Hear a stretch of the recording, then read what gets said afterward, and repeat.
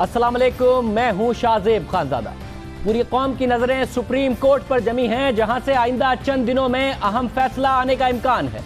और इस केस में रोजाना ड्रामाई मोड़ आते हैं। एक दिन ऐसा महसूस होता है कि वजीर आजम नवाज शरीफ के सर से खतरा टल गया है, फिर अगले ही दिन ऐसा लगता है कि खतरा बरकरार है।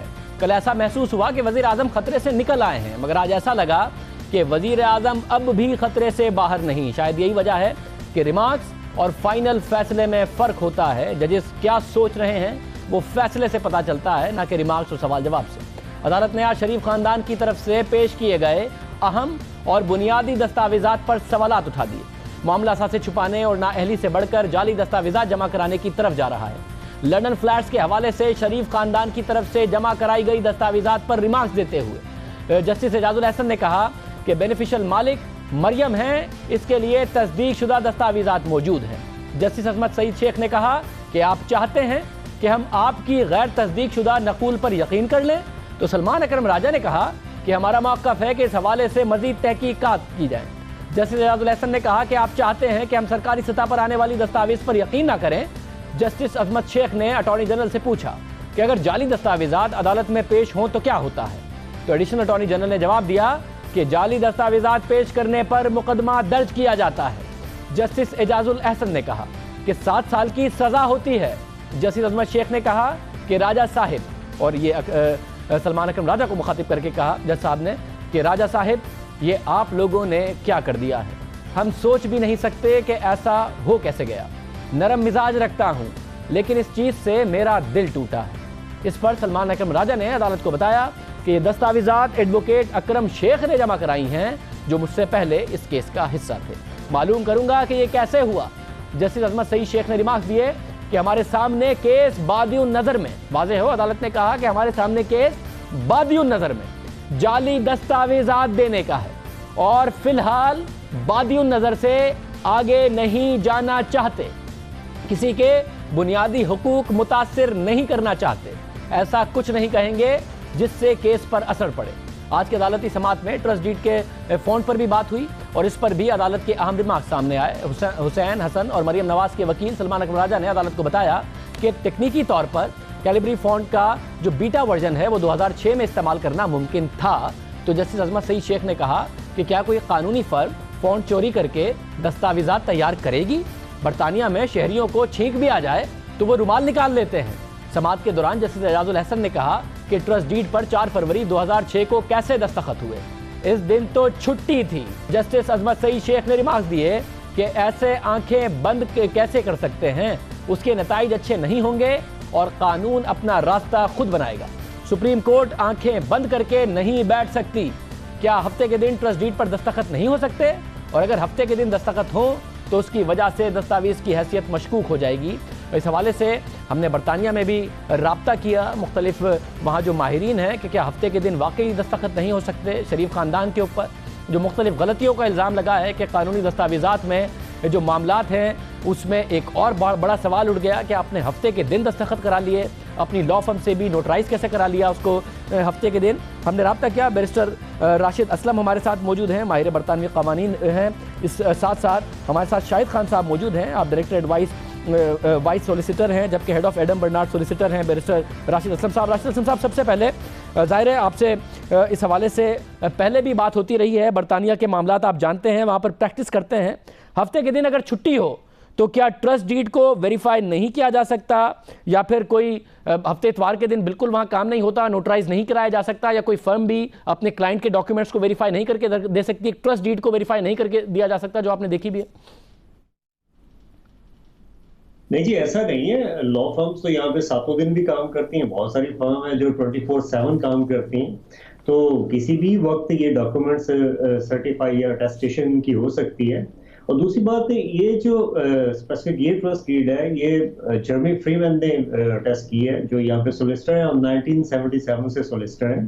तो जहाँ पे किसी शख्स का इतना लंबा रिकॉर्ड हो, ऑलमोस्ट 39 ईयर्स का, उस पे शक करना थोड़ा सा मुश्किल हो जाता है, क्योंकि यहाँ पे प्रैक्टिसिंग सर्टिफिकेट को इतना अरसा होल्ड करना बड़ा मुश्किल काम होता है। बहुत सारे लोग कुछ बेज़ाब्तगियों या बेकायदगियों की वजह से अपना लाइसेंस खो डालते हैं।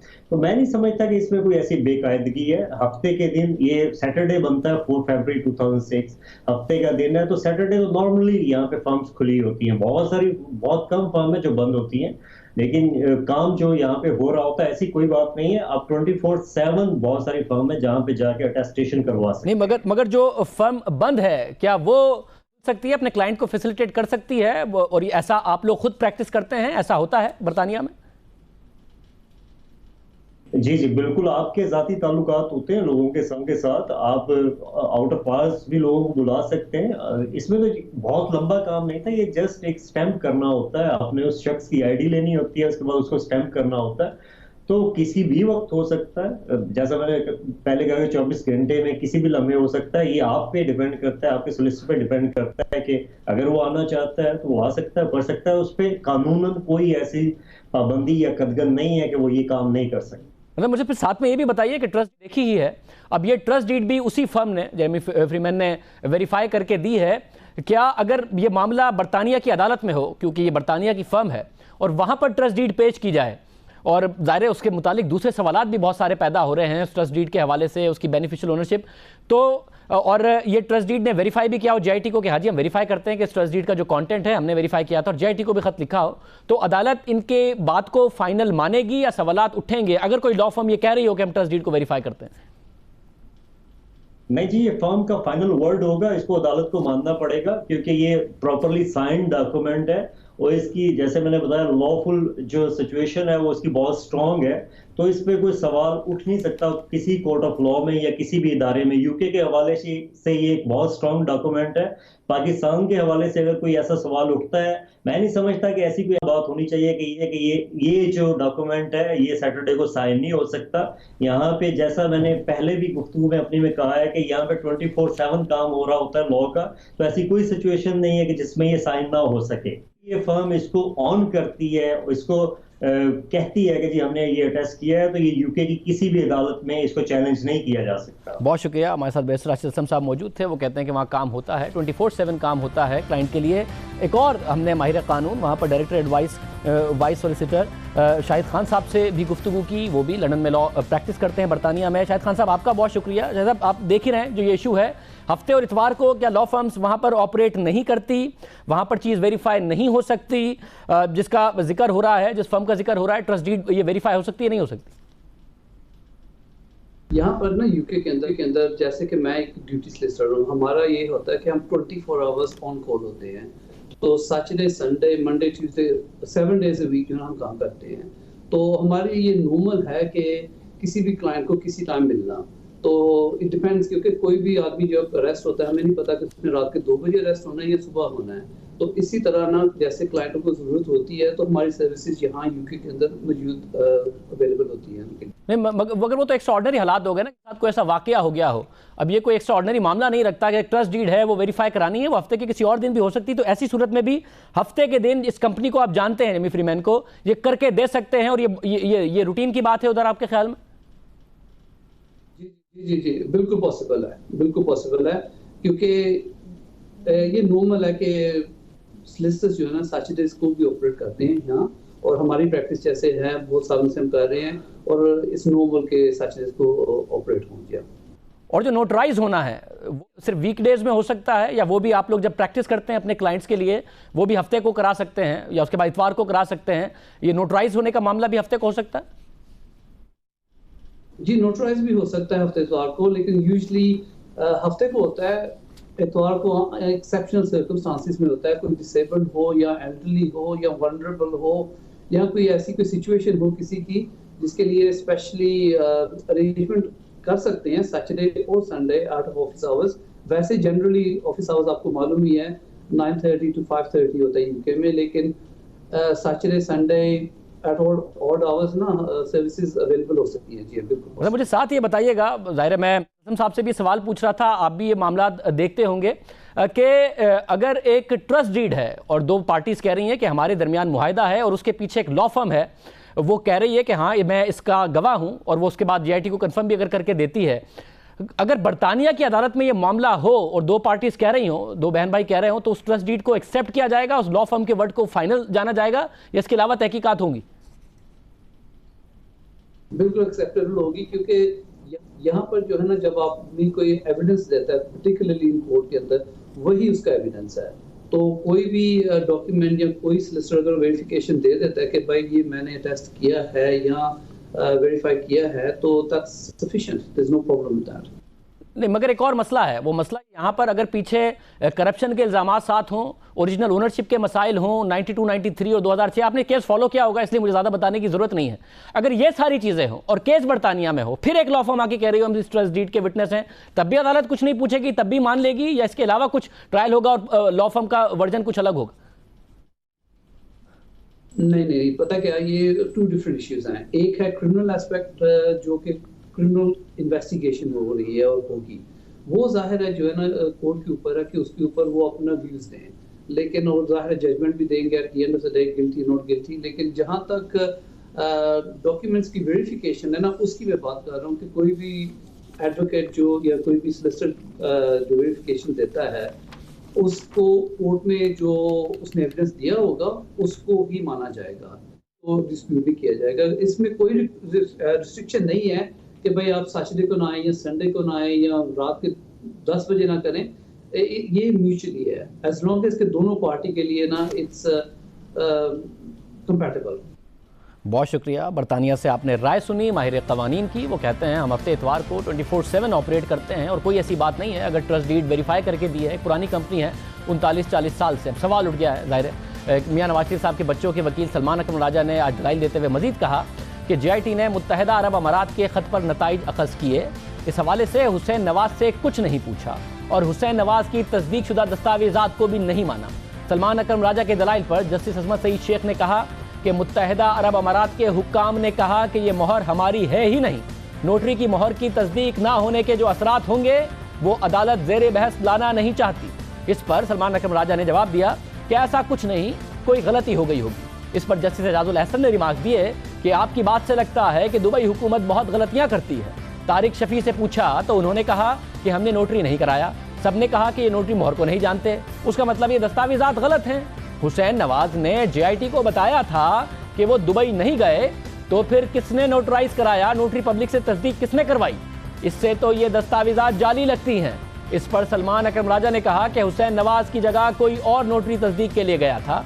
इस हवाले से JIT ने हुसैन नवाज पर जिरा नहीं की। तो जस्टिस एजाजुल अहसन ने कहा कि आपसे पूछ रहे हैं, अपना मौक़िफ़ आप बता दें। दुबई हुक्काम ने दुबई से स्क्रैप जद्दा जाने की भी तरदीद की है। इस पर सलमान अकरम राजा ने जवाब दिया कि यह स्क्रैप नहीं, मशीनरी थी। JIT ने गलत तरीके से सवालात किए, जिसका जवाब ऐसा आया। JIT ने तो हमारी तमाम दस्तावेज़ात ही को जाली करार दे दिया। जस्टिस एजाजुल अहसन ने कहा कि आपने पहले मौक़िफ़ अपनाया कि मशीनरी दुबई से जद्दा गई, अब कह रहे हैं कि मशीनरी अबू धाबी से जद्दा गई। तो सलमान अकरम राजा ने कहा कि मशीनरी दुबई से अबू धाबी के रास्ते जद्दा गई। तो जस्टिस एजाजुल अहसन ने कहा कि जब मशीनरी दुबई से अबू धाबी गई तो उसका रिकॉर्ड तो होना चाहिए। तो सलमान अकरम राजा ने अदालत को बताया कि UAE के अंदर सामान की नकलो हरकत का रिकॉर्ड नहीं होता। मशीनरी की मुंतकली पर पहले किसी ने शक व शुबे का इजहार नहीं किया। जस्टिस अजमत सईद ने रिमार्क्स दिए कि निजी दस्तावेज में तो ये भी लिखा जा सकता है कि सामान टाइटैनिक में गया, कोई मुसद्दिका दस्तावेज लाएं, JIT के नताइज पर हमले ना करें, उनकी दस्तावेजात का जवाब दें। सलमान अकरम राजा ने कहा कि मुत्तहिदा अरब अमारात के खत के बाद मजीद तहकीकात नहीं की गई। UAE हुक्काम ने नहीं कहा कि नोटरी मोहर उनकी नहीं है। जस्टिस अजमत सईद शेख ने कहा कि अंग्रेजी में तो यही लिखा है। तो सलमान अकरम राजा ने कहा कि केस में मजीद शवाहिद और तहकीकात की ज़रूरत है। जस्टिस एजाज अफजल ने कहा कि आज आप नई बात लेकर आ गए हैं कि मजीद तहकीकात दरकार है। दुबई स्टील मिल के हवाले से अदालत ने शरीफ खानदान की दस्तावेजात पर शक व शुबे का इजहार किया। अगर ये दस्तावेजात जाली साबित हो जाती हैं और अदालत JIT की फाइंडिंग को दुरुस्त समझती है तो शरीफ खानदान के मनी ट्रेल का सबसे पहला हिस्सा ही गायब हो जाएगा। आज की समाअत में शरीफ खानदान को एक और झटका लगा।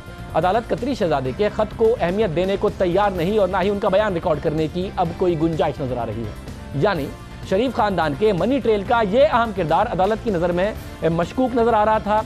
अदालत ने बहरहाल अदालत इसको रिकॉर्ड का बाद में हिस्सा बनाती है, अपने फैसले में इसको कितनी अहमियत देती है ये अहम होगा। कल हमने आपके सामने ही ये डॉक्यूमेंट रखा था और बताया था कि इस दफ़ा जो कतरी शहजादे ने ख़त लिखा है उस पर लॉ मिनिस्ट्री के लेटर हेड पर है वो कतरी, और जो साथ में जो स्टैंप लगा हुआ है वो भी कतरी जो फॉरेन मिनिस्ट्री है उसका है। अदालत ने कतरी शहजादे के हवाले से भी बहुत अहम रिमार्क्स दिए। समाअत के दौरान वज़ीर आज़म के वकील सलमान अकरम राजा ने कहा कि JIT ने शेख हम्माद बिन जासिम का बयान रिकॉर्ड नहीं किया। तो जस्टिस अजमत सईद शेख ने कहा कि हम्माद बिन जासिम को पाकिस्तानी सफारत खाने आने का कहा गया मगर वो नहीं आए। क्या हम सारे मिलकर दोहा चले जाएं? कुछ लोगों के पाकिस्तान के वीज़े से भी इस्तिस्ना है। अखबार के मुताबिक तिलोर के शिकार के लिए आने वालों का वीज़ा नहीं होता। जस्टिस एजाजुल हसन ने कहा कि हम्माद बिन जासिम ने कहा कि किसी अदालत में पेश नहीं होगा, वो तो वीडियो लिंक पर भी आमादा नहीं हुए, शायद वो ज़्यादा फोटोजेनिक नहीं है, इसलिए हम्माद बिन जासिम का बयान रिकॉर्ड करें तो क्या कहानी ख़त्म हो जाएगी? जस्टिस एजाज अफजल ने रिमार्क्स दिए कि कतरी तो अपने महल से बाहर आने को तैयार नहीं, JIT बयान रिकॉर्ड करने के लिए क्या करती? समाअत के दौरान सलमान अकरम राजा ने अरसलान इफ्तिखार केस की मिसाल दी। सलमान अकरम राजा ने कहा कि अरसलान इफ्तिखार केस के बाद कतर जाने की ज़रूरत नहीं। तो जस्टिस अजमत सईद शेख ने कहा कि कतरी अगर कोई रिकॉर्ड पेश नहीं करता तो शायद ज़रूरत ना पड़ती। क्या कतरी पाकिस्तान आने के लिए तैयार है? तो सलमान अकरम राजा ने कहा कि मुझे इस हवाले से कोई हिदायत नहीं। जस्टिस एजाजुल हसन ने कहा कि शेख हम्माद हुसैन नवाज के अहम तरीन गवाह हैं, उन्हें पेश करना हुसैन नवाज की जिम्मेदारी है। आपका सारा दिफा कतरी पर मुनहसिर था। आज सलमान अकरम राजा अरसलान इफ्तिखार केस की मिसाल देने की कोशिश करते रहे। अरसलान इफ्तिखार पर करप्शन और ब्लैकमेलिंग का इल्ज़ाम लगा।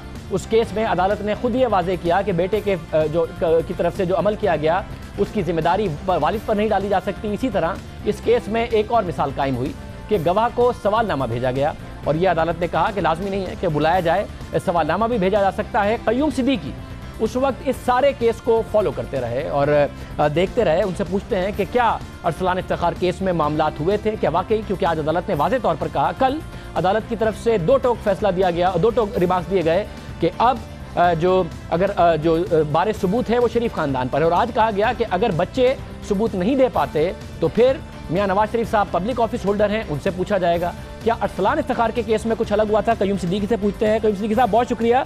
ये जो आज बार बार मामला उठाते रहे सलमान अकरम राजा साहब, ये क्या दुरुस्त है? और कोशिश करते रहे कि उस केस में बुलाने से नहीं कहा गया था, कहा था सवालनामा भी भेजा जा सकता है, इसलिए कतरी शहजादे को भी सवालनामा भेज देते तो वहां से जवाब आ जाता। क्या हुआ था? आपने तो सारे मामला और हकाइक देखे थे, उस वक्त पूरा केस फॉलो किया था अरसलान इफ्तिखार केस में। जी, जो अरसलान इफ्तिखार का केस है इसमें इसकी एक बैकग्राउंड है। जैसे कि आपको पता है कि एक गैर कानूनी लेन देन के मलिक रियाज जो थे उनके और सलमान उनके जो दामाद हैं, और उस हवाले से अरसलान इफ्तिखार के ऊपर जो इल्ज़ाम थे उसका आज खुद नोटिस था। उसमें सुप्रीम कोर्ट ऑफ पाकिस्तान ने अटर्नी जनरल जो उस वक्त इरफान कादिर थे उनको कहा था कि आप जो है कानून को हरकत के अंदर लेके आएँ, और उन्होंने वो खत नैब को लिखा और इसके बाद एक 5 रुकनी JIT यानी कि मुश्तरका तहकीकाती टीम बना दी थी। और उसमें 2 ऐसे लोग थे जिसमें नसरुल्लाह गोंदल और फैसल बशीर मेमन, उनके हवाले से जो है वो एतराज़ात अदालत के सामने आए थे। और फिर इसके अलावा ये बात भी सामने आई थी कि इरफान कादिर साहब जो हैं वो मलिक रियाज जो कि कंप्लेनेंट थे उनके एक मुकदमे के अंदर उनके वकील रहे थे, और ये अदालत से बातें छुपाई गई थी। फिर जिस तरह जब अदालत के अंदर वो मुकदमा चलता था तो फैसल बशीर मेमन जो कि उस वक्त SP थे और इस JIT के मेंबर थे, उनका वो जिस तरह से पुरतपाक इस्तकबाल मलिक रियाज का करते थे तो वो CCTV कैमरास की फुटेजेस भी मंगवाई गई थी और वो सारी सूरत सामने आई थी।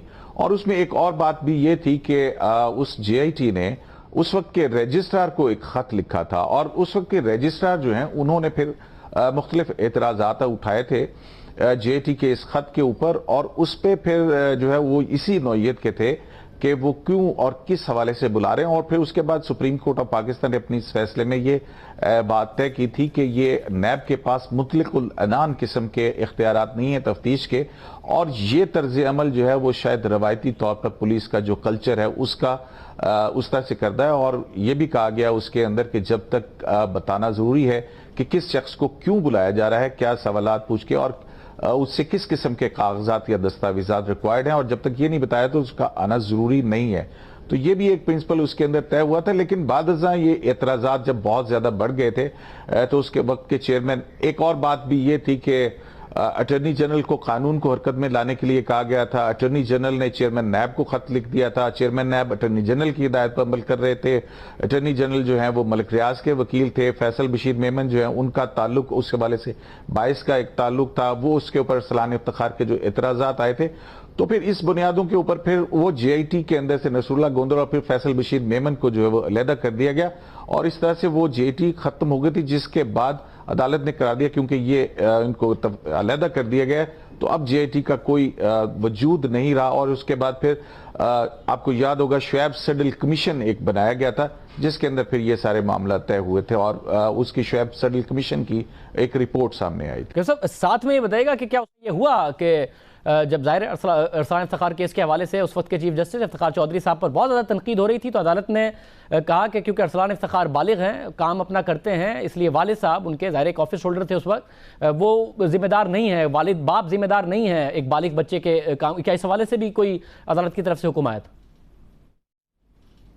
जी उसके अंदर बहुत सारा काफी तफसीली फैसला है और उसके अंदर ये कानून की नज़म है और ये बात सामने अदालत के अंदर आई थी कि अगर कोई बालिग है और इंडिपेंडेंट है तो उसके जुराइम की सजा उसके वालिद को या उसके बच्चों को तो नहीं दी जा सकती। बहुत शुक्रिया कि सिद्दीकी मौजूद थे और आज सलमान अकरम राजा साहब भी इसी केस की मिसाल देकर अदालत से कह रहे थे कि उसको जैसे उसमें हुआ या मुतादिद दूसरे केसेस में हुआ है, आज के रिमार्क से अंदाज़ा होता है कि कतरी शेख का बयान रिकॉर्ड होने के इम्कानात फिर भी कम हैं और अगर शरीफ ख़ानदान के मनी ट्रेल से कतरी ख़त भी निकाल दिया जाए तो बहुत बड़ा खला पैदा हो जाता है। और समाअत के दौरान अदालत की तरफ से बारे सबूत के हवाले से अहम रिमार्क्स भी सामने आए और आज भी अदालत की तरफ से बार बार पूछा गया कि लंदन फ्लैट्स के लिए पैसा कहाँ से आया, कारोबार के लिए पैसा कहाँ से आया। जिस अजमत सईद शेख ने कहा कि आपके मुताबिक कतरी सरमाया वज़ीर आज़म के पास नहीं आया, मेरे अकाउंट में पैसा आ जाए तो मुझे मुसीबत पड़ जाएगी। आप कहते हैं कि बच्चों के अकाउंट में रकम आई लेकिन जरिया मालूम नहीं है, रकम कहाँ से आई इसका जवाब ना इधर से आता है ना उधर से आता है। जिससे एजाज अफजल ने कहा कि अगर ये साबित हो जाए कि फ्लैट बच्चों ने खुद खरीदे तो आपके मौक्किल और पब्लिक ऑफिस होल्डर बच जाएंगे, साबित नहीं होता तो पब्लिक ऑफिस होल्डर से पूछा जाएगा। यानी एक बार फिर से बारे सबूत शरीफ खानदान पर और फिर शरीफ खानदान से वजीर आजम की तरफ चला जाएगा। इसके अलावा आज की समाअत में सलमान अकरम राजा ने कहा कि हम अपनी पोजीशन पर कायम हैं, वजीर आजम और बच्चों ने कोई गलत काम नहीं किया, फ्लैट्स बेयर शेयर्स के जरिए मुंतकिल हुए, अगर हमारा मौक़िफ़ मुस्तरद करना है तो पहले तहकीकात मुकम्मल की जाए। जैसे अजमत सईद ने कहा, वज़ीर आज़म के वकील से पूछा कि आप हमसे कह रहे हैं कि मामला एहतसाब अदालत को भेज दें, जिस पर सलमान अकरम राजा ने कहा कि मैं सिर्फ इंक्वायरी का कह रहा हूँ। जैसे एजाज अफजल ने पूछा कि वज़ीर आज़म ने FZD कंपनी से तनख्वाह ली, सलमान अकरम राजा ने जवाब दिया कि नहीं। जैसे एजाज अफजल ने कहा कि तनख्वाह ना लें तो भी ये उनके असासे में शुमार होता है। जैसे एजाजुल हसन ने सवाल उठाया कि ये बताएं कि 6,50,000 पाउंड FZD से फ्लैगशिप को भेजे गए, सरमाया कहां से आया। सलमान अकरम राजा बोले इस सवाल का जवाब मैं कल दूंगा। अदालत ने सलमान अकरम राजा को दलाइल जुम्मे तक मुकम्मल करने की हिदायत कर दी, यानी कल। इसके बाद मुमकिन तौर पर नैब के वकील से जिरा होगी और फिर जवाब अल जवाब होगा। यानी ये केस अब फाइनल राउंड में है और मुकम्मल तौर पर फाइनल राउंड में पहुंच गया है और जल्द ही फैसला भी मुतवक्को है। ये भी तवक्को की जा सकती है कल आ जाए, अगले हफ्ते का तो बहरहाल कहा जा रहा है, यकीनी तौर पर कल आ जाएगा। लंदन फ्लैट्स की मिल्कियत किसके पास है? JIT कहती है मरियम नवाज के पास है, शरीफ खानदान कहता है हुसैन नवाज के पास है। इस हवाले से अदालत के पास दो किस्म के दस्तावेजात हैं, दोनों ही पर एतराज़ात उठ रहे हैं। JIT अपने दिफा में ब्रिटिश वर्जिन आइलैंड की तहकीकाती एजेंसी FIA के खत कर रही है। शरीफ खानदान अपने दिफा में ऑफशोर कंपनियों के इंतजामी मामला देखने वाली सर्विसेज कंपनी मिनरवा और JPCA के खतूत पेश कर रहे हैं, जो कि जिनके क्लाइंट हैं। मगर अहमियत सरकारी शवाहिद को दी जाएगी और आज सुप्रीम कोर्ट में जमा कराए गए ब्रिटिश वर्जिन आइलैंड के खत के बाद मामला मजीद पेचीदा हो गया। आज अदालत के तहरीरी हुक्म के मुताबिक JIT तहलील होने के बायस रजिस्ट्रार सुप्रीम कोर्ट को ये खतूत भिजवाए गए, एक कतरी का खत और दूसरा ब्रिटिश वर्जिन आइलैंड का खत। ब्रिटिश वर्जिन आइलैंड के खत के मुताबिक बाहिमी कानूनी मुआवनत के तहत JIT ने कुछ दस्तावेजात की तस्दीक की दरख्वास्त की और नीलसन और नेस्कोल के मुतालिक तफसीलात मांगी गई। खत के मुताबिक हमारा ख्याल है कि दरख्वास्त वर्जिन आइलैंड के कवानीन के मुताबिक नहीं है, क्योंकि दरख्वास्त ये जाहिर नहीं करती कि मज़कूरा कंपनियां कैसे करप्शन के जुर्म में मुलव्वस हो सकती हैं, इसलिए मज़कूरा मालूमात फराहम नहीं की जा सकती। यानी अब अदालत के सामने कोई सरकारी मौक़िफ़ नहीं, अदालत किसके मौक़िफ़ को तस्लीम करेगी? JIT की तरफ से पेश की गई दस्तावेजात को जो 2012 में FIA और मुज़ेफ़ फ़सेका के दरमियान ख़त किताबत की बुनियाद पर मरियम नवाज को नीलसन और नेस्कोल की बेनिफिशियल ओनर करार देती हैं। JIT ने पनामा पेपर्स में आने वाली दस्तावेज की FIA से तस्दीक कराई, जिस पर एतराज़ ये उठ रहा है कि किसी तहकीकाती इदारे के खत को सरकारी मौक़िफ़ नहीं करार दिया जा सकता, ये शरीफ ख़ानदान के वकला कह रहे हैं। इसी तरह हुसैन नवाज़ ने सर्विसेज कंपनियों के खतूत पेश किए हैं, जिस पर एतराज़ उठ रहा है कि सर्विसेज कंपनियों के तो आप खुद क्लाइंट हैं, उनकी बयान की अहमियत कैसे हो सकती है? सरकार अपना मौक़िफ़ दे नहीं रही तो फिर होगा क्या? इस मामले को हल खुद हुसैन नवाज़ फ़ौरन कर सकते हैं अगर वो ओरिजिनल डॉक्यूमेंट पैनामा में इन सारी कंपनियों को लिखें और कहें मैं मालिक हूँ, मैं क्लेम करता हूँ कि मैं बेनिफिशियल ओनर हूँ, इसलिए मुझे ये दस्तावेज़ात दे दें, वहाँ से लेकर आएँ और अदालत में जमा करा दें। वो भी ये काम नहीं कर रहे, तो फिर मामला हल होगा कैसे? फैक्ट्स अभी डिस्प्यूटेड हैं, मगर क्या अदालत ये समझती है कि उसके बावजूद फैसला दिया जा सकता है और केस क्या अभी भी फैक्ट डिस्प्यूटेड नहीं है? माहिर कानून नासा जावेद साहब हमारे साथ मौजूद होंगी और कामरान मुर्जा साहब भी हमारे साथ मौजूद होंगे। बहुत शुक्रिया हमें ज्वाइन करने के लिए। आप समझती हैं कि अभी मामला नहीं है डिस्प्यूटेड, अभी इतने क्लियर फैक्ट्स हैं कि डिस्क्वालीफाई कर दिया जाए? बरतानिया के वकला कहते हैं कि भाई होता है, वीकेंड्स पर भी नोटराइज करते हैं। दुबई के दस्तावेज़ के हवाले से भी JIT का अलग मौक़िफ़, शरीफ ख़ानदान का अलग मौक़िफ़, दोनों को कह रहे हैं कि दुबई की हुकूमत ने वेरीफाई करके दे दिया। ये है अभी मामला हल तलब या ऐसे फैक्ट्स इस्टेब्लिश हो गए कि मियां साहब को डिस्क्वालीफाई किया जा सकता है? ये तो अब जज साहिबान की सवाबदीद पे है कि वो क्या चाहते हैं। दो जजों ने तो बगैर किसी और मालूमात के फैसला कर दिया। इनके पास तो JIT की इतनी लंबी चौड़ी रिपोर्ट आई है, बीच में फ्रॉड भी है, फोर्जरी भी है, कई सारे डॉक्यूमेंट्स हैं जो वहाँ पे हैं ही नहीं, और वो कोई मनी ट्रेल नहीं निकली। असल बात तो मनी ट्रेल की है, न तब साबित हुई ना अब इनके पास मनी ट्रेल है ही नहीं। जाहिर है उसमें मनी, हम खुद कह रहे हैं कि हुसैन नवाज़ की बुनियादी तौर पर जिम्मेदारी है कि लिखें, नीलसन नेस्कोल को ओरिजिनल डॉक्यूमेंट लेके अदालत में जमा कराएं, मगर अगर वो नहीं कर रहे और दूसरे डॉक्यूमेंट को भी अगर कंटेस्ट किया जा रहा है, तो आपको लगता है कि इस बुनियाद पर उनके वालिद साहब को, वज़ीर आज़म नवाज शरीफ को डिस्क्वालीफाई करने के लिए ग्राउंड मौजूद है? ये तो जज साहिबान की सवाबदीद है। हर जज की अपनी होती है सवाबदीद, अपना जहन होता है। मतलब साथ में फिर ये बता दीजिएगा, पहले जो कतर का कतरी शहजादा है उसने एक और ख़त लिखा और ऐसा लगा जैसे कतर की हुकूमत ही पीछे आके खड़ी हो गई है, स्टैम्प्ड है, लॉ मिनिस्ट्री का लेटर हेड है, फॉरेन मिनिस्ट्री से स्टैम्प्ड है कतर की, मगर ऐसा नहीं लगा कि अदालत अभी भी कोई उनके सवाल जवाब हो सकते हैं। आज इनके वकला कह रहे थे कि जिस तरह अरसलान इफ्तिखार के केस में अदालत ने खुद ने कहा कि लाजमी नहीं है कोई पेश हो, सवालनामा भेज दें, वैसे ही सवालनामा कतरी शहजादे को भेज दें, साथ में कतरी शहजादे को का मामला हो। आपको लगता है कि दोनों केसेस को साथ रख के देखा जा सकता है, उस प्रेसिडेंट को फॉलो किया जा सकता है? कैसा प्रेसिडेंट है अरसलान इफ्तिखार का केस? सवालात तो ये मेरा ख्याल है भेज देते, लेकिन आखिर जवाब भी तो आना था ना, तो वीडियो पे कर लेते। वीडियो पे क्यों नहीं इन्होंने किया? और मैं नहीं समझती कि अरसलान इफ्तिखार का जो प्रेसिडेंट है वो अच्छा प्रेसिडेंट है। सिटिंग चीफ जस्टिस हो तो उसके बेटे के खिलाफ कोई भी प्रोसीडिंग, सारी प्रोसीडिंग्स ही मेरे हिसाब से तो दुरुस्त नहीं थी। मैं वो अच्छा प्रेसिडेंट नहीं है। अब भुट्टो का केस भी तो है ना, जुल्फ़िकार अली भुट्टो का, कितनी दफ़ा वो प्रेसिडेंट साइट होता है? नहीं होता साइट। ये इसी तरह अरसलान इफ्तिखार का केस जो है ना, it is not a suitable president. बहुत शुक्रिया नासिर इकबाल साहब हमारे साथ मौजूद थी। वो कहते एक अच्छा प्रेसिडेंट नहीं है। अरसलान इफ्तिखार का केस अदालती तारीख की एक अच्छी रिवायत नहीं है जिसको कोट किया जाए या जिसको फॉलो करते हुए अदालत शरीफ ख़ानदान के वकील की बात माने। कामरान मुर्जा साहब हमारे साथ मौजूद हैं। कामरान साहब बहुत शुक्रिया। ज़ाहिर है बहुत ज़्यादा कंट्रोवर्सीज़ हैं कि डॉक्यूमेंट्स किस हद तक इनके वेरीफाइड हैं, किस हद तक नहीं हैं। लंदन के वकला कहते हैं कि हफ्ते को काम हो सकता है। यहाँ सवाल उठ गया दुबई के मामलात के हवाले से, ट्रस्ट डीड के हवाले से। आपके ख्याल में मामला तय हो गया है या फिर कंट्रोवर्सी इतनी मौजूद हैं कि अभी फैसला मियां साहब के खिलाफ आए या ना आए? देखिए, ये जो नोटराइज करते हैं ना, ये हमारे यहाँ हम नोटरी पब्लिक को बड़ा इजी लेते हैं।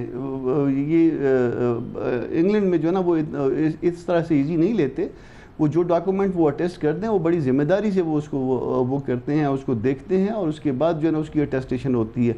हमारे यहाँ तो बड़ा आसान है, वो हम कोर्ट में चले जाते हैं और वो बेचारा नोटरी पब्लिक बैठा होता है। नोटरी पब्लिक हमारे यहाँ होता वो है जो जिसकी वकालत नहीं चल पाती, और वो बेचारा जो है ना वो आम तौर पे पहले ज़माने में तो नहीं होता था, अब बहुत वक्त जो है ना हम हमारे लोग जो है उनसे वो डॉक्यूमेंट जो है ना वो करवा लेते हैं। तो शायद JIT के जहन में इस तरह से भी होगा कि शायद इसी तरह से नोटराइज हो गया। इस तरह से नोटराइज होने का कॉन्सेप्ट इंग्लैंड में नहीं है। वो रिस्पॉन्सिबल है, वो फर्म्स जो हैं वो इंश्योर्ड होती हैं, वो सू हो सकती हैं। यहाँ तो वकील को सू करने का रवाज नहीं है, वहाँ वकील सू हो सकता है। तो जब कोई फर्म मान रही है कि उन्होंने नोटराइज किया है तो उन्होंने रिस्पॉन्सिबिलिटी ली है। अगर वो उनके खिलाफ अगर वो कोई डॉक्यूमेंट गलत निकल आई तो वो उसके खिलाफ जो है ना उनके खिलाफ कार्रवाई हो सकती है, इवन उनका लाइसेंस कैंसिल हो सकता है इस बात पे। तो इस बात को नज़रअंदाज करना भी दुरुस्त नहीं है। मगर जो दूसरा मसला है वो दुबई के ये कहते हैं कि हमें भी स्टैंप करके दिया, दुबई की अथॉरिटीज़ ने नोटराइज्ड है, इनको वेरीफाई कराएं। JIT कहती है हमने सवालात भेजे थे, उनको भी उन्होंने कह दिया कि नहीं जी ऐसे तो कोई डॉक्यूमेंट नहीं है और ऐसा कोई रिकॉर्ड हमारे पास मौजूद नहीं है। ये कहते हैं कि सवालात क्यों भेजे, हमारे डॉक्यूमेंट्स भेज देते। यहाँ पर भी मसला है।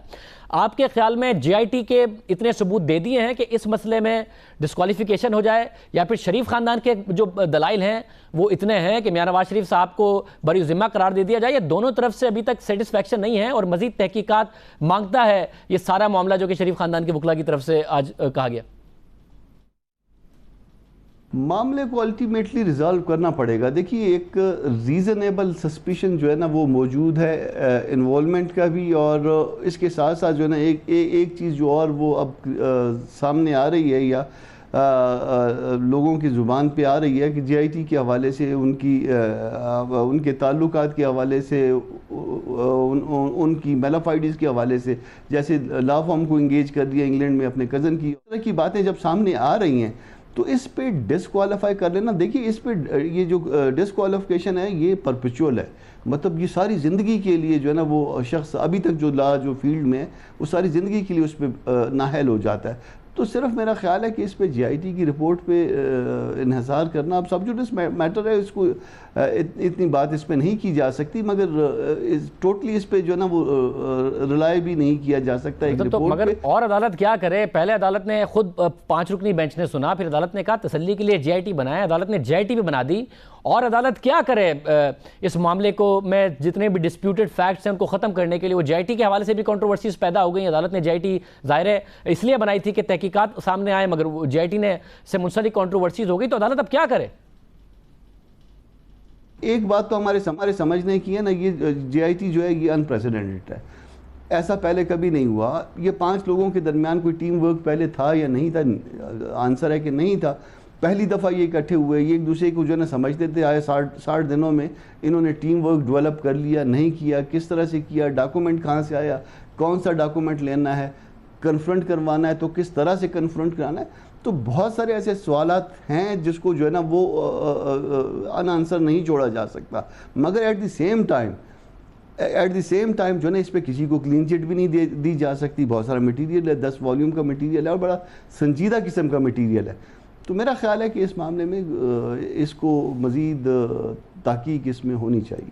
बहुत शुक्रिया। कामरान मुर्तज़ा साहब हमारे साथ कह रहे थे कि जितना मटीरियल है उस पर ना तो शरीफ खानदान को क्लीन चिट दी जा सकती है, ना ही डायरेक्टली अभी अक्यूज़ किया जा सकता है।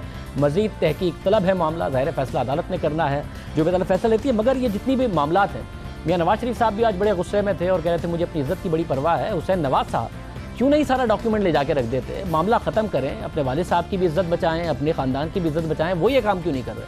बात करेंगे एक ब्रेक के बाद।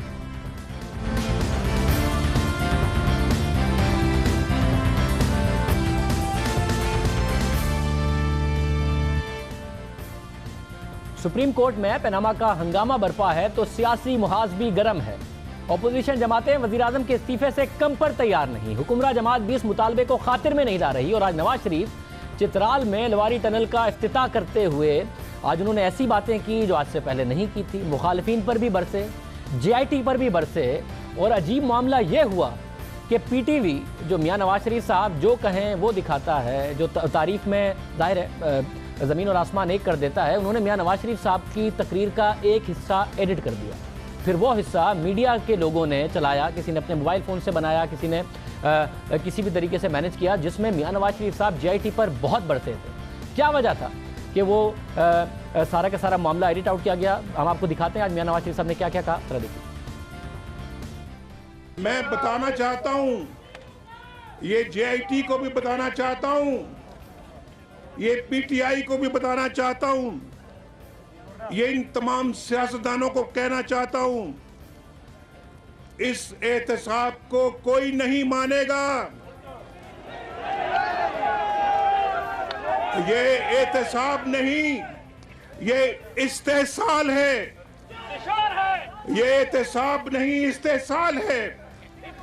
मैं गारंटी से कहता हूं इस एहतसाब को पाकिस्तान में कोई नहीं मानेगा। यहाँ तक तो चीज़ थी जो जिसमें इस्तेहसाब नहीं इस्तेहसाल कह रहे थे, ये चला भी।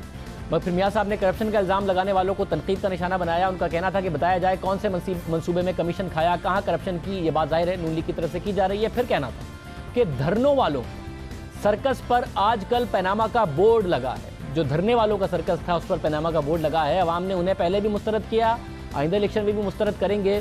सीधे सीधे इशारे दे रहे थे कि अगर डिस्क्वालीफाई होंगे तो किस तरफ इशारा करेंगे, क्या क्या बातें बताएंगे। अगर आपने फिर देखा यहां पर कि किस तरह से धरनों का सर्कस शुरू किया गया इस मुल्क के अंदर।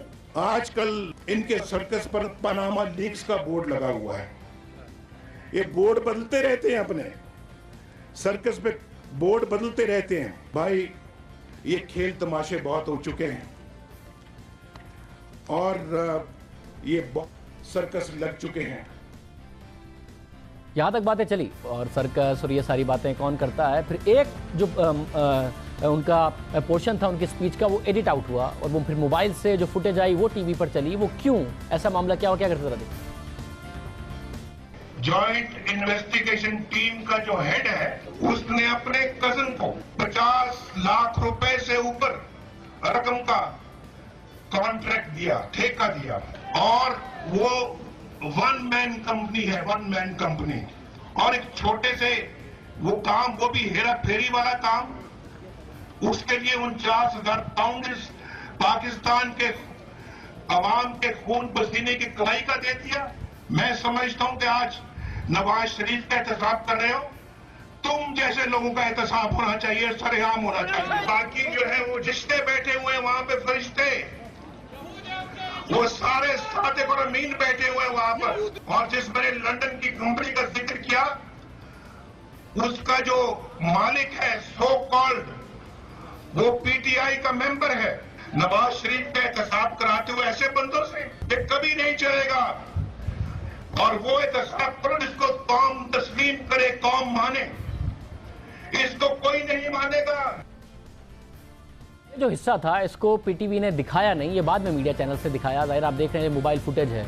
क्या वजह है? ये वो बातें हैं जो नून लीग से दूसरे पार्टी के रहनुमा करते रहते हैं। तो वाज़ेह हो रहा है कि जब करते हैं तो मियां साहब के आशीर्वाद से करते हैं। मियां साहब खुद भी ऐसा सोचते हैं। बोल दिया जलसे में, पीटीवी ने एडिट आउट कर दिया। ये मामला क्या हुआ, सबसे पहले पूछेंगे कि ये क्या हुआ। अपने मिजाज से हटकर आज ज़्यादा अग्रेसिव नजर आ रहे थे, या रिवायत से हटकर जो भी ताज़ा रिवायत है। मरियम औरंगजेब साहिबा वज़ीर मुमलिकत इत्तलात व नशरियात हमारे साथ मौजूद है। मरियम साहिबा बहुत शुक्रिया।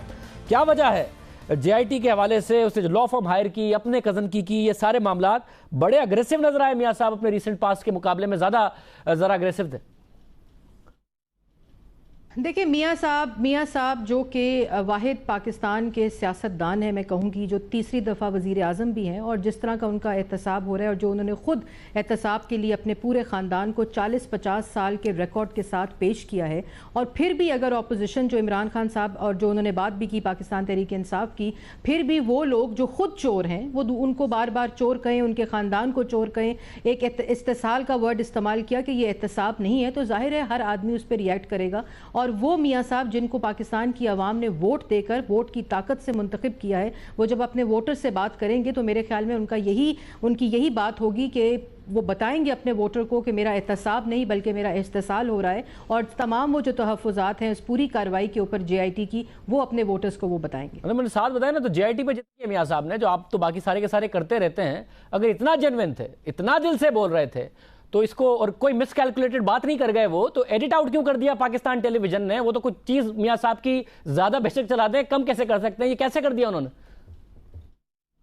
शाहजेब मैं इसको देख रही हूँ कि, और पहली बात तो मैं ये भी बता दूँ कि टीवी के ऊपर, मीडिया के ऊपर ये बार बार आ रहा है, और इमरान खान साहब ने अपनी प्रेस कॉन्फ्रेंस का आगाज़ ही इसी तरह से किया, और वो तो वैसे भी किसी ना किसी अपॉर्चुनिटी में होते हैं जिसके ऊपर वो सियासत करें।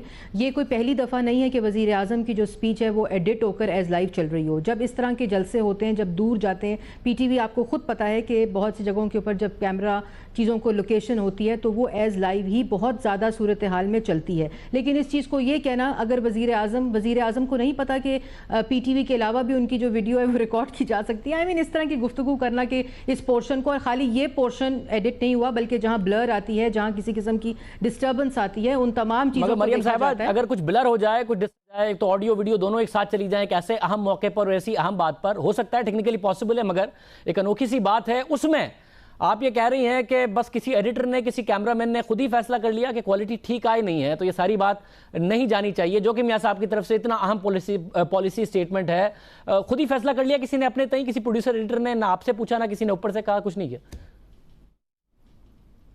नहीं, ये किसी ने अपने तय नहीं किया। मैं तो पहले ही कह रही हूँ कि ये किसी की तरफ से नहीं था, बल्कि हो सकता है, मैं इसको देख रही हूँ कि ये कैसे एडिट हुआ और क्या चीज़, और खाली ये पोर्शन जो मैं बार बार कह रही हूँ कि इस पे वज़ीर आज़म ने जो बात वहाँ की वो सबके सामने की, खुले मजमे में की, अपने जलसे में की, इसको छुपाना किसी तरह भी कोई मकसद नहीं था। और जो JIT के ऊपर बात उन्होंने की वो तो ऑलरेडी शरीफ फैमिली की पिटिशन सुप्रीम कोर्ट का हिस्सा है, तो इसमें ख़ास तौर पर इस सेक्शन, और ये भी मैं आपको बता दूँ कि खाली ये सेक्शन ही, बल्कि जहाँ जहाँ डिस्टर्बेंस, ब्लरिंग जहाँ जहाँ आती है, टेक्निकली चीज़ साउंड नहीं होती, उन तमाम चीज़ों को, और खाली ये हिस्सा नहीं जिसको निकाला गया है, ये हिस्सा तो ऑलरेडी पब्लिक होकर सुप्रीम कोर्ट की पिटिशन का हिस्सा है। चलिए आगे बढ़ते हैं। आप ये बताएं मुझे, आज अब जो डॉक्यूमेंट का मसला है उसमें अब वाज़े तौर पर लग रहा है कि आपके वकील चाह रहे हैं कि जी इस मामले को आगे बढ़ाएं, ट्रायल कोर्ट तक लेके जाएं। ये नहीं कह रहे कि वज़ीर आज़म को और पूरे शरीफ खानदान को बेगुनाह करार दें, बात खत्म करें, आगे लेके जाएं। तो उस आगे लेके जाने में हुसैन नवाज का एतराज़ ये है कि भाई इनके जो डॉक्यूमेंट हैं वो ओरिजिनल नहीं आए हैं, वहाँ के SCCP की तरफ से ये FIA के डॉक्यूमेंट दिखा रहे हैं। JIT का ये एतराज़ कि जो हुसैन नवाज डॉक्यूमेंट दिखा रहे हैं वो उनकी सर्विस कंपनी के हैं, वो ओरिजिनल डॉक्यूमेंट क्यों नहीं दिखा रहे हैं? तो हुसैन नवाज दे देना ओरिजिनल डॉक्यूमेंट कि ये ओरिजिनल डॉक्यूमेंट है, ये रहे मेरे पास बेरर सर्टिफिकेट्स, ये थे। और जो कतरी है वो बार बार खत लिख रहा है, उनसे कहते हैं कि 92-93 में अगर वाकई उन्होंने लिए थे तो वो भेज दें ओरिजिनल ट्रांजैक्शन 92-93 में खरीदने की, कि ये देखें हमने खरीदे थे, बात ही खत्म हो जाएगी, किस्सा खत्म हो जाएगा। जजेस भी ये कह रहे हैं। शाहजेब, इसमें मैं एक चीज़ वाज़ह करूं कि मैं सुप्रीम कोर्ट की पूरी जो प्रोसीडिंग्स होती हैं उसका हिस्सा होती हूं, वहाँ बैठी भी होती हूं, और बड़े अनफॉर्चुनेट बात है कि जो भी जज हजरात क्वेश्चन करते हैं, क्योंकि ये एक केस अदालत में है और हमारे वकील जब दलाइल दे रहे होते हैं तो क्रॉस क्वेश्चनिंग हो रही होती है, जजेस अपनी बात कर रहे होते हैं, लेकिन वो उसका एक कॉन्टेक्स्ट होता है। लेकिन एक जो रवां तबसरा मीडिया के ऊपर आता है वो एक बड़ा वन साइडेड आता है। जो जजेस सवाल करते हैं वो तो मीडिया पर आ रहे होते हैं, लेकिन जो वकील जवाब दे रहे होते हैं वो बहुत कम उस कॉन्टेक्स्ट के अंदर आता है। तो अभी तक तो, और मैं ये भी कह दूँ कि जो जजेस सवालात करते हैं वो कोर्ट ऑर्डर नहीं होता, ना वो कोर्ट ऑर्डर का हिस्सा हम ये समझें। आज जिस तरह टीवी के ऊपर आ रहा था कि शरीफ फैमिली के दस्तावेज को मुस्तरद कर दिया, वो जाली हैं। किसी ने, सुप्रीम कोर्ट के किसी जज ने, मैं वाजिया कर दूं, ना ये कहा कि हम इसको मुस्तरद करते हैं, ना ये कहा कि ये जाली डॉक्यूमेंट्स हैं, बल्कि उन्होंने क्रॉस क्वेश्चनिंग की जिसको मीडिया ने रवां एक तबसरा करके चलाया, और उसमें कैटेगोरिकली ये कहा गया कि जो चीज़ किसी हुकूमत से म्यूचुअल लीगल असिस्टेंस से आई है वो तमाम चीज़ें हुसैन नवाज़ को JIT के अंदर दिखानी चाहिए थी कि ये हमारे पास एक कागज़ आया जिसको हुसैन नवाज़ रीबट करते। ये होता है फेयर ट्रायल का प्रोसेस। लेकिन अगर वहाँ उसको रीबट करने को नहीं कहा गया तो अब सुप्रीम कोर्ट ने क्वेश्चन किया कि अगर आपके पास उसके अलावा कोई दस्तावेज है, जो अगर आप खुद देखें कि आज जो सुप्रीम कोर्ट ने एक ऑर्डर डिक्टेट कराया और जो बाद में चला भी, उसके अंदर उन्होंने कतर के जो थर्ड लेटर जिसमें उन्होंने दोबारा रिक्वेस्ट किया दोहा आने को JIT में, उसको भी शामिल किया, रिकॉर्ड का हिस्सा बनाया, और जो BVI से लेटर आया उसको भी रिकॉर्ड का हिस्सा बनाया। लेकिन ये चीज़ों को आउट ऑफ कॉन्टेक्स्ट पेश करके और फिर एक वन साइडेड स्टोरी सुना के मेरे ख्याल में थोड़ा सा अपनी जुजियात से अलग रिपोर्टिंग। मगर जब आप ये खुद कह रही हैं कि डॉक्यूमेंट है तो वो दे दें, और आप कह रही हैं आउट ऑफ कॉन्टेक्स्ट रिपोर्टिंग होती रहती है, जाहिर अच्छी नहीं लगती होगी, मियां साहब को भी नहीं अच्छी लग रही है, आज तकारीर में भी कह रहे थे, तो इस मसले को ट्रायल कोर्ट तक क्यों ले जाना चाहती हैं? देना हुसैन नवाज अदालत को बेरर शेयर सर्टिफिकेट के ये देखें, या फिर कतरी से कहें ना कि भाई बार बार खत लिख रहे हो, आपने लिया था ना 92-93 में, आप दे दें अपने परचेजिंग डॉक्यूमेंट और बात खत्म करें। कहीं ना कहीं से कोई एक्स्ट्रा एविडेंस आप देने को तो तैयार हो, ट्रायल कोर्ट में क्यों ले जा रहे हैं फिर? शाहजेब, मैं एक चीज़ कह दूँ कि जो दस्तावेज़ हुसैन नवाज़ या शरीफ ख़ानदान ने आला अदलिया सुप्रीम कोर्ट के अंदर जमा कराए हैं, पूरी ज़िम्मेदारी से जमा कराए हैं, और अगर कोई भी डॉक्यूमेंट्स जिसकी आप बात कर रहे हैं जो अगर पहले ही JIT बता देती जो हमारा मौक़िफ़ है तो अभी तक वो लेटर भी आ चुका होता, उसको रीबट भी कर लिया जाता। बिल्कुल तमाम दस्तावेज़ सर्टिफाइड, नोटिफाइड और वेरीफाइड हैं, और इसी तरह जो दस्तावेज़ ये इन दस्तावेज़ को रीबट करेंगे वो तमाम दस्तावेज़ दस्तयाब किए जाएंगे और सुप्रीम कोर्ट के आगे पेश किए जाएंगे। लेकिन एक चीज़ मैं ज़रूर कहना चाहती हूँ कि 40 से 50 साल, मैं एक बात सिर्फ शाहजेब कह दूं कि 40 से 50 साल पहले के जो डॉक्यूमेंट्स में अगर वो अवेलेबल डॉक्यूमेंट्स जो कि मियां शरीफ से रिलेटेड हैं वो वही पेश किए जा सकते हैं जो अवेलेबल हों। ये नहीं हो सकता कि आप मगर 40 से 50 साल नहीं है ना, वहाँ के अटॉर्नी जनरल का भी लेटर आया, उन्होंने सवालात उठाए हैं, उन्होंने कहा है कि जो JIT ने उनसे क्वेश्चंस किए होंगे कि बहुत सारी चीज़ें इसमें नहीं साबित होती और जुर्म और ये सारी बातें वो ठीक है, और सिर्फ वो जो FIA की करस्पॉन्डेंस है उसको वो कंफर्म होती है। मगर दूसरी तरफ हुसैन नवाज ने भी तो अपनी सिर्फ सर्विस कंपनी से दी है ना। मैं आपसे फिर कह रहा हूँ कि एक तरफ बस दें और मामला खत्म करें, यह काम क्यों नहीं कर देते? ये काम कर दें, बात खत्म हो जाएगी। वहां के अटॉर्नी जनरल को आप लिख दें, हुसैन नवाज लिख दें कि भाई ओरिजिनल दे दें, वहां की कंपनीज को हुसैन नवाज लिख दें कि मैं कह रहा हूं ओरिजिनल दे दें, कहानी खत्म करें। बिल्कुल लिखेंगे। और अटॉर्नी जनरल ने यह भी कहा, ये नहीं कहा कि वो नहीं कहा, लेकिन उन्होंने ये भी कहा कि किसी किस्म की रॉन्ग डूइंग, करप्शन इस इंफॉर्मेशन के साथ नहीं मुंसलिक की जा रही। और हुसैन नवाज को अगर JIT ये लेटर दिखा देती और कह देती कि आप ये लेटर जो है इसको काउंटर करें या आप बताएं कि ये लेटर ठीक है कि नहीं, तो अभी तक हुसैन नवाज लिख भी चुके होते और लेटर आ भी। और आज जो हमारे वकील की एक जो सबमिशन थी वो ये थी कि जो प्रोसेस था वो क्योंकि बददयानती पे और जो क्वेश्चन म्यूचुअल लीगल असिस्टेंस में लेटर्स में पूछे गए थे वो खास तौर पे इंटेंशनली इसलिए पूछे गए थे कि उनका जवाब दूसरा आए। जिसमें सबसे प्राइम एग्जांपल स्क्रैप मशीनरी की है जो ट्रांसपोर्ट हुई फ्रॉम शारजा, जो कि पूछा गया कि दुबई से। आप कह रही है अगर JIT ये करती और ये करती तो जरूर लिख देते। मतलब मियां नवाज शरीफ साहब कह रहे हैं मुझे अपनी इज्जत की बहुत फिक्र है, मुझे अपनी इज्जत बहुत अजीज है, मगर हुसैन नवाज से JIT कहेगी तब काम करना है। हुसैन नवाज को नहीं फिक्र अपने वालिद साहब की इज्जत की और अपनी इज्जत की, जो रोजाना आप लोग कहते हैं कि मीडिया ट्रायल हो रहा है, लिख दें, बात सामने रखें, मामला खत्म करें। नहीं, ऐसा नहीं है। देखिए हुसैन नवाज ने तमाम दस्तावेज जमा कराए हैं, उसके JIT ने काउंटर दस्तावेज एक प्राइवेट फर्म जो कि एक मेंबर के रिश्तेदार की है उसके अगेंस्ट एक दस्तावेज लेके आए हैं। अब ये मौकफ अदालत में हुसैन नवाज के आगे पेश किया गया, जिन डॉक्यूमेंट्स को वो रीबट करेंगे, क्योंकि जितने डॉक्यूमेंट्स हुसैन नवाज ने सुप्रीम कोर्ट में जमा कराए वो तमाम वेरीफाइड डॉक्यूमेंट्स, नोटराइज्ड, और वहाँ की रेलिवेंट अथॉरिटीज और मिनिस्ट्री से, फॉरेन मिनिस्ट्री से, कोर्ट से और हमारे फॉरेन मिशन से वो सर्टिफाइड डॉक्यूमेंट्स। बहुत शुक्रिया। मरियम औरंगजेब साहब मौजूद थी। बुनियादी सवाल यह है कि डॉक्यूमेंट्स उन्होंने जरूर जमा कराए हैं, जरूर वेरीफाई कराए हैं, मगर जो एक ओरिजिनल डॉक्यूमेंट है या तो कतरी शहजादे ने अगर 92-93 में लिए थे, बार बार वो खत लिख रहे हैं, तो कतरी शहजादे से कहें भाई आपने लिए थे ना, आप वो 92-93 की ट्रांजैक्शन और बैंकिंग डील दे दें, आप अपनी दे दें। वरना अगर आप कह रहे हैं कि आपके बाद के मामला थे तो आप उन्हें लिखें और उन कंपनीज को उनसे ओरिजिनल डॉक्यूमेंट सबमिट करा दें, ये सारा का सारा मामला खत्म हो जाएगा। कल क्या होगा, बहुत अहम दिन है, फैसले का काउंटडाउन शुरू हो गया है। आज के प्रोग्राम में इतना है, अब कल प्रोग्राम में मुलाकात होगी। अल्लाह हाफ़िज़।